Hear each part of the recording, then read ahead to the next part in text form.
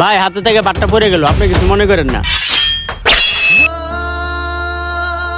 ভাই থাক থাক, এই বাটটা আর আপনার উড়াইতে হবে না, আমি নতুন করে আপনার বাতাই নিয়ে দিতেছি।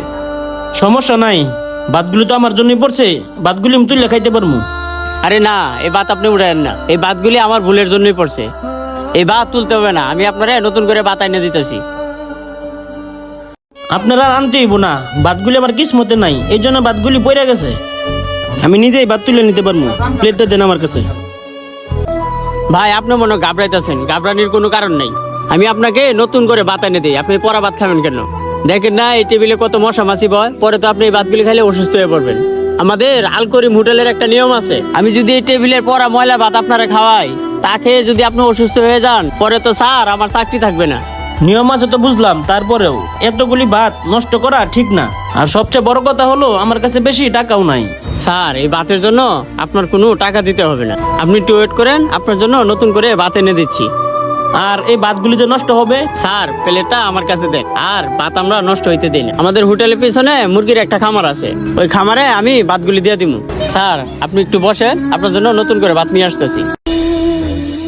এই লোকটা কত ভালো, আমার দোষ নিজের গাড়ি নিয়ে নিল। যাক, যা হবার তা হয়ে গেছে, এখন আমি ভাত খাই। স্যার এই যে আপনার ভাত, আর কিছু লাগলে আমার বললেন।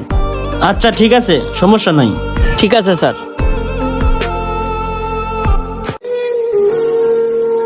এই ইব্রাহিম, এদিকে আসো।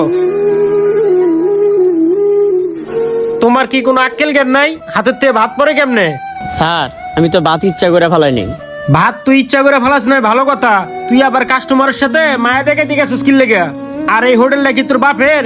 কি সুন্দর করে কয় আপনার বিল দেওয়ান লাগবো না, আমি আপনার লেগে নতুন করে ভাত নিয়ে আইতেছি, আপনি এই ভাত খেলে অসুস্থ হয়ে যাবেন।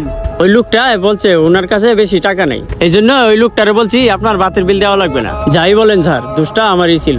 দোষটা তোর হোক বা ওই লোকের থাকুক, টাকা থাকুক বা না থাকুক, যে লোকটা হোটেলে আইয়া ডিম দিয়ে ভাত খেতে পারে সেই লোকের কাছে টাকা নাই, তুই জানোস? আর এই হোটেলে প্রতিদিন শয়ে শয়ে কাস্টমার খাইতে আয়ে, তখন সবার কাছে যদি টাকা না থাকে, এই টাকাটা কি তুই দিবি না তোর বাপে দিব? শোন, একটা কথা চিন্তা করবি, হোটেলে কাজ করলে কেমনে 2টা টাকা ইনকাম করন যায়, আর এত মহান মানুষ সাজলে কাজ করতে পারবি না। স্যার এই লোকটার সাথে যে ঘটনাটা ঘটছে, অন্য লোকের সাথে তো এরকম ঘটনা নাও ঘটতে পারে। নাও করতে পারে, আবার মুখে মুখে তর্ক করস, থাপড়ায় তোর কান ফাটা ফেলামু। তোর যদি ন্যূনতম জ্ঞান থাকতো তাহলে তুই আমার জায়গায় থাকতি, আমি তোর জায়গায় থাকতাম। আপনার জায়গায় তো হার আমার কোনো ইচ্ছা নাই, আল্লাহর রহমতে আমি যে জায়গায় আছি এই জায়গায় ভালো আছি। আপনি নিজের দিক চিন্তা করে দেন, কাস্টমার যখন খাওয়ার পরে 50 টাকা 100 টাকা আমাকে টিপস দেয়, এই টিপস থেকে আপনি অর্ধেক টাকা